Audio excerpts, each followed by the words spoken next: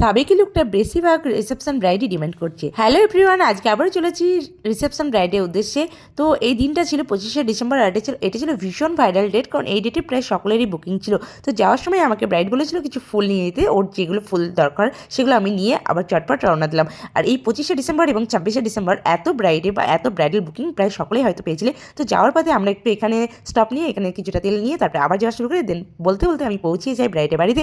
আর সেখানে গিয়ে তার মেকআপ করতে বসার আগের ভিডিওটা আমার নেওয়া হয়নি, কারণ প্রচণ্ড তাড়াহুড়ো ছিল, অনেকটা টাইম কম ছিল, যার কারণে গিয়ে মেকআপ শুরু করে দিয়েছি, যার কারণে কোনো ভিডিও নেওয়া হয়নি। দেন তারপরে মেকআপ শেষ করার পর তার ফুল লুক নিয়ে তোমাদের সামনে আসি। এটা হচ্ছে ব্রাইডের রিসেপশন লুকের মানে ফুল ব্রাইডাল লুক। আমার ব্রাইডের ডিমান্ড ছিল একটা সাবেকি লুক ওর চাই ওড়না ছাড়া, সেটা তার মনের মতন করার চেষ্টা করেছি, জানি না কতটা পেরেছি, তবু শুনে নেবো আমার ব্রাইডের মুখে তার কেমন লেগেছে, কতটা পছন্দ হয়েছে। সুষমা, তুমি বলো কেমন লাগছে?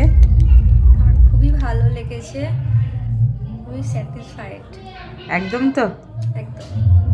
সুষমা চাইছিল একটু সাবেকি লুক, তো সাবেকি লুকটা একবার দেখাও। ডান দিকে ঘোরো। হ্যাঁ,